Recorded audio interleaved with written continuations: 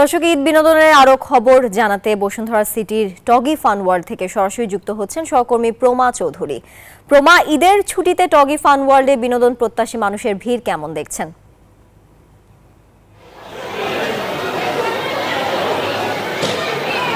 তানিয়া, এই মুহূর্তে আমি আছি টগি ফান ওয়ার্ল্ডের লেভেল 9-এ এবং এখানে ঈদের আজকে চতুর্থ দিন, তারপরেও সরগরম একদম প্রত্যেকটা ফ্লোরে এবং লেভেল 8 থেকে শুরু করে লেভেল 12 পর্যন্তই ভিড়টা একটু বেশি দেখা যাচ্ছে।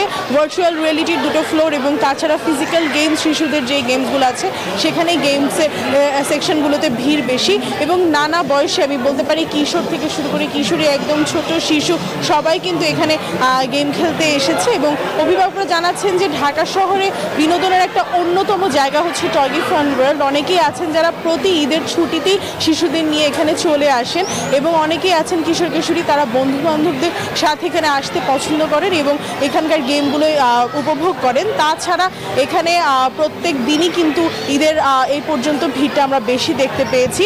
তারপরে এই পাশে হচ্ছে, আমি যদি একটু দেখাই, যেমন এই যে ফিজিক্যাল গেম আছে, ঘোড়ার চড়ার যে রাইডটা, সেটাতেও বাচ্চারা খুব এনজয় করতে দেখা গেছে। আমি দেখেছি বেশ উপভোগ করছে তারা। তানিয়া, এই ছিল আমার হাতে পাওয়া টগি ফান ওয়ার্ল্ডের 9 ফ্লোর থেকে ঈদের শেষ খবর, ঈদ বিনোদনের শেষ খবর।